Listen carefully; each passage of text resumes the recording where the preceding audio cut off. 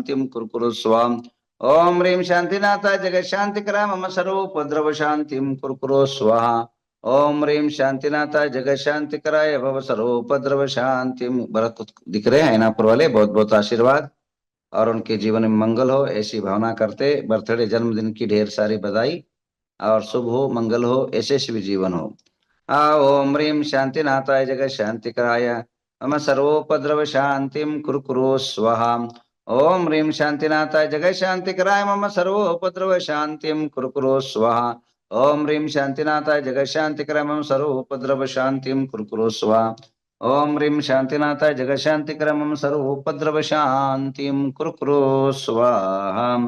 ओम ह्रीं शांतिनाथाय जगत शांतिकराय मम सर्वोपद्रव शांतिं कुरु स्वाहा। ओम ह्रीं शांतिनाथाय जगत शांतिकराय मम सर्वोपद्रव शांतिं कुरु स्वाहा। ओम ओम राम ह्रीं रों रों रों रा शिवसा मम सर्व उपद्रव शांतिं कुरु स्वाहा। ओम राम ह्रीं रों रों रा शिवसा मम सर्वोपद्रव शांतिं कुरु स्वाहा। ओम राम ह्रीं रों रों रा शिवसा मम सर्वोपद्रव शांतिं कुरु स्वाहा। ओम राम ह्रीं रों रों रा शिवसा मम सर्वोपद्रव शांतिं कुरु स्वाहा।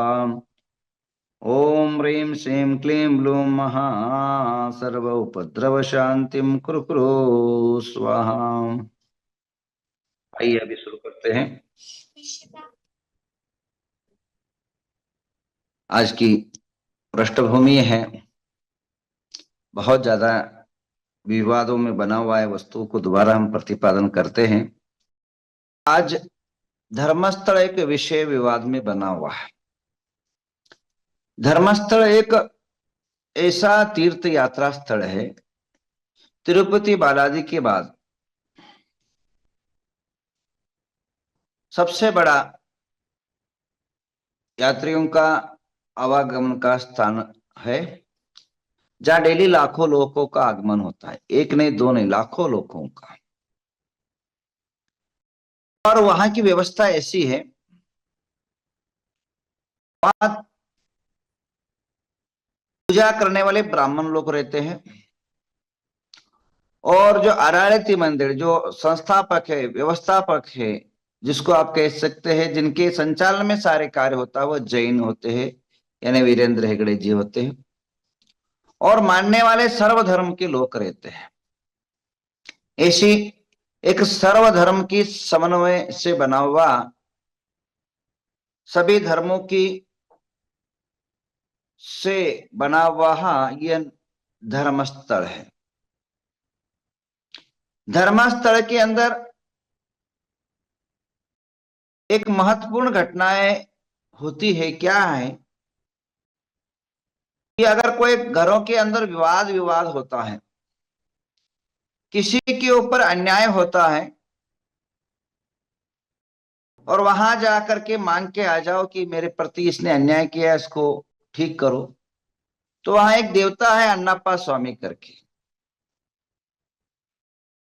वह जो है उस अन्याय करने वाले को पीड़ा और कष्ट दे करके, दंडित कर करके उसको ठीक करता है, और वापिस धर्मस्थल के अंदर आ करके उनके संकट का विमोचन होता है। ये मान्यता है और कई लोगों को ऐसे देखने को मिला है। अब एक संख्या और अभिवृद्धि पार हुआ है, बहुत लेवल पर हुआ है। वीरेंद्र हेगड़े 21वें वो पीठ पर बैठे हैं, और यह अगर 21वें पीठ पर बैठे एक आदमी अगर 30 साल या 40 साल उस पर अगर पीठ पर बैठा रहे, तो 21 को अगर 30 साल एवरेज 35, एक आदमी 20 साल के पर बैठ जाता है तो 55 साल भी अगर मान लेते हैं तो 35 साल राज्य करता है, तो यह 750-800 साल की यह परंपरा रही है। 800 साल से चला आया हुआ।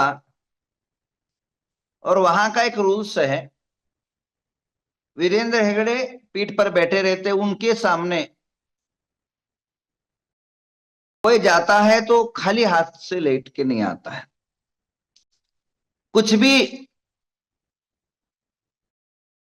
मांगोगे तुरंत उनको देना पड़ता है, उनकी परिस्थिति को ठीक करते हैं। आज कर्नाटक के अंदर तालाबों,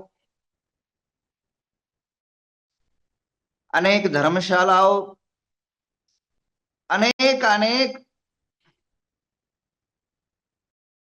जो आयाम है उसकी अभिवृद्धि हुई है।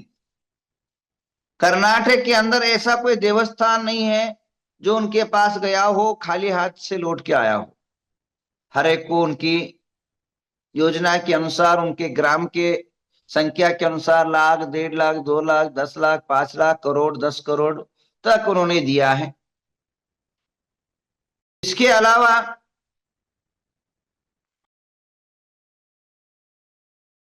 वीरेंद्र हेगड़े ने ग्रामाभिवृद्धि योजना चलाई, महिलाओं के लिए बहुत बड़ी, जिसमें 1 करोड़ महिलाएं जुड़ी हैं। एक महिलाएं गांव से मिलकर के अपने ही पैसा इकट्ठा करती है, तो किसी को संकट में, किसी की परिस्थिति के अंदर जो है सहायता करती है।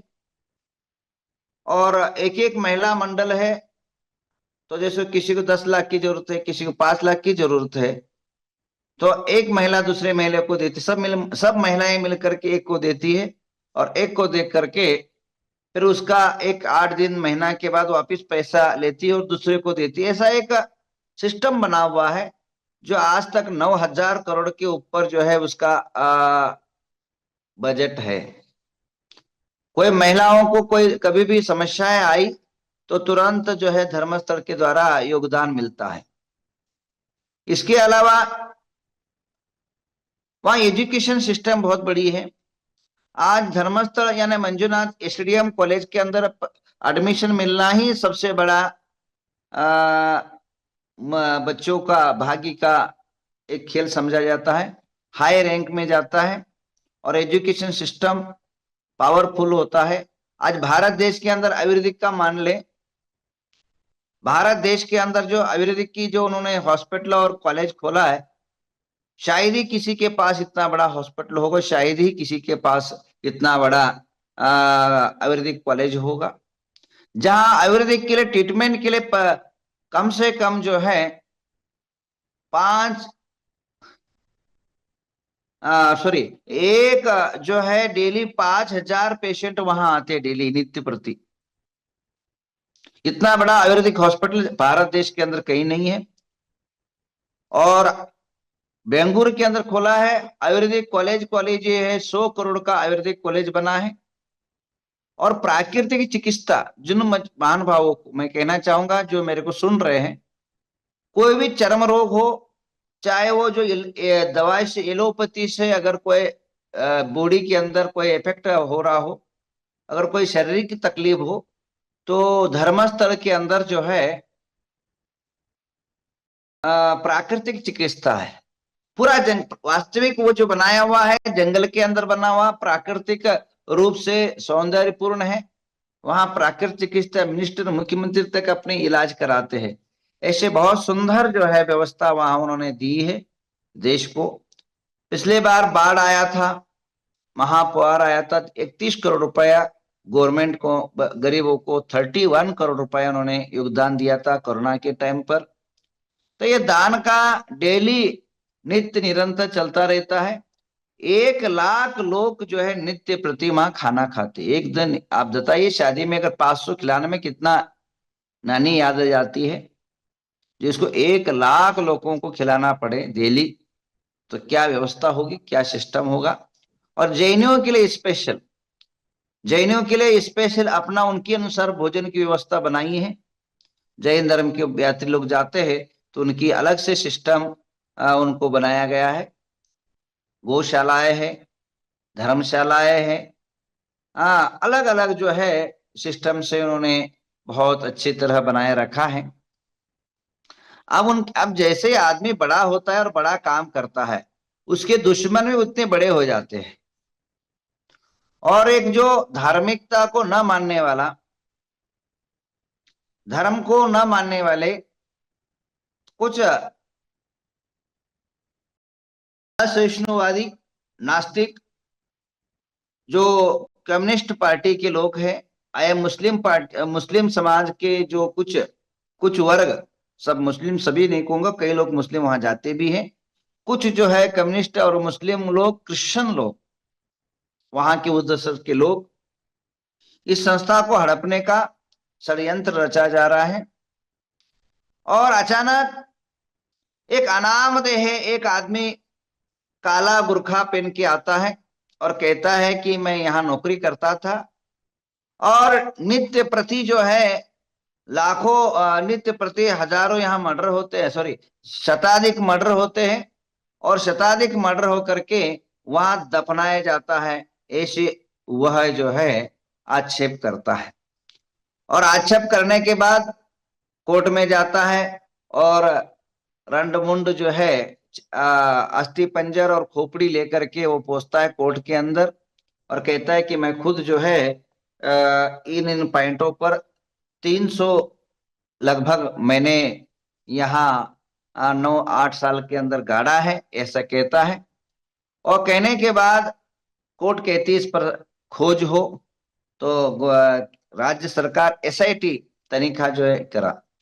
अब इसके अंदर ये होता है, वो कम से कम आज तक जो है 13 पॉइंट बताया, उसके बाद वहां कुछ भी नहीं मिला, और उसके बाद 14 और 15, 16, 17 तक ये पॉइंट बताया, वहां भी कुछ नहीं मिला।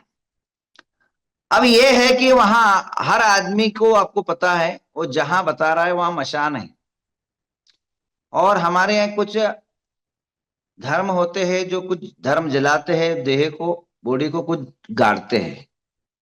जैसे जैनियों में जलाया जाता है, लिंगायतों में गाड़ा जाता है, मुस्लिमों में गाड़ा जाता है देह को मरने के बाद। तो वो बता रहा है जहां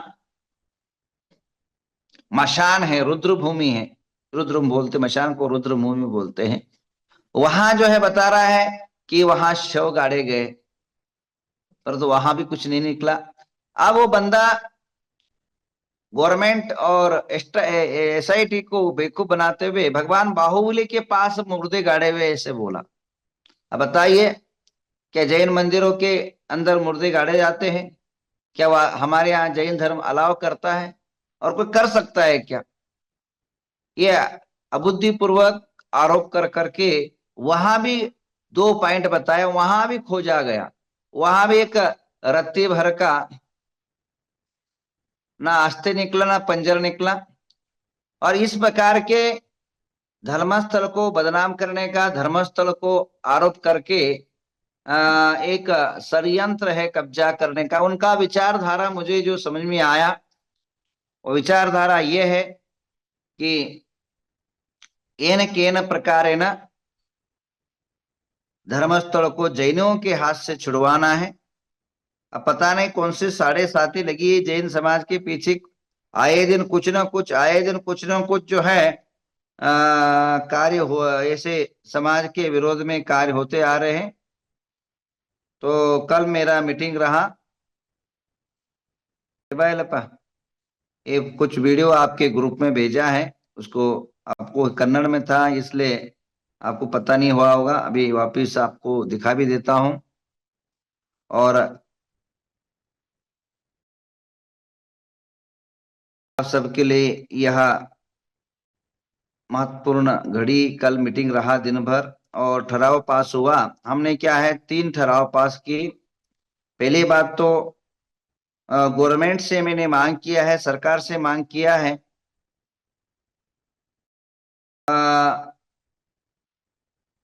कि सबसे पहली, याद रहा, सबसे पहली जो है एसआईटी की जो है मध्यंतर अवधि, मध्यंतर वर्दी, मध्यंतर रिपोर्ट जो है, बीच का रिपोर्ट आज तक क्या क्या हुआ वो प्रकट करें। और प्रकट करने के बाद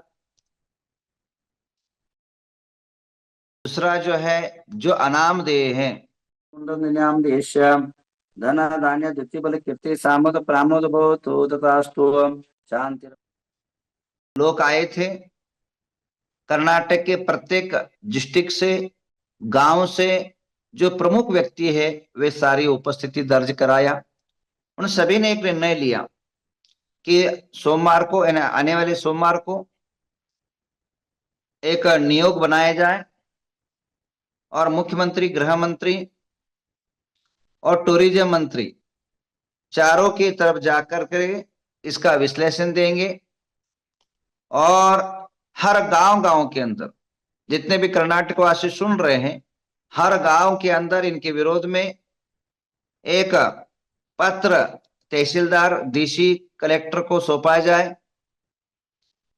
अगर कुछ लोग जैन के नाम पर जो बदनाम कर रहे हैं, एक नाम नहीं बताऊंगा, पूरा देश में फेमस होगा, हमारे मतलब एक चिड़िया को ब्रह्मास्त्र निकालना जैसा होगा। एक आध दो व्यक्ति है जिनका नाम नहीं लेना चाहूंगा, उन्होंने बताया जैन धर्म कैसा है, पहले से बलात्कारी जैन धर्म है। जैन धर्म के जो राजा हुए वे महिलाओं को सबसे पहले गांव में जो शादी होती थी उनके पास भेजना पड़ता था। ऐसे गलत गलत जो है आरोप जैन धर्म पर लगाया, इसलिए उसकी प्रतिभटना घटना, उसकी खंडन रूप में हम सभी जगह कर्नाटक के अंदर करने जा रहे हैं। और सभी से आत्मीय निवेदन है, जो भी मुझे सुन रहे हैं कर्नाटक वासी, बाकी देश की कुछ करने की जरूरत नहीं, हम लोग कर्नाटक में निपट जाएगा। और कुछ ही दिन के, देखो कल मीटिंग हुआ, ये मीटिंग का फोटो है। हर समाज के लोग हमारे नवग्रह तीर्थ में आए थे। हर एक गांव के लोग, कम से कम लगभग 2000 प्रमुख नेता, ये समाज नहीं कि समाज के एक एक लीडर, गांव का एक एक व्यक्ति आया था। और जहां मीटिंग रहा 2000 लोग लगभग थे।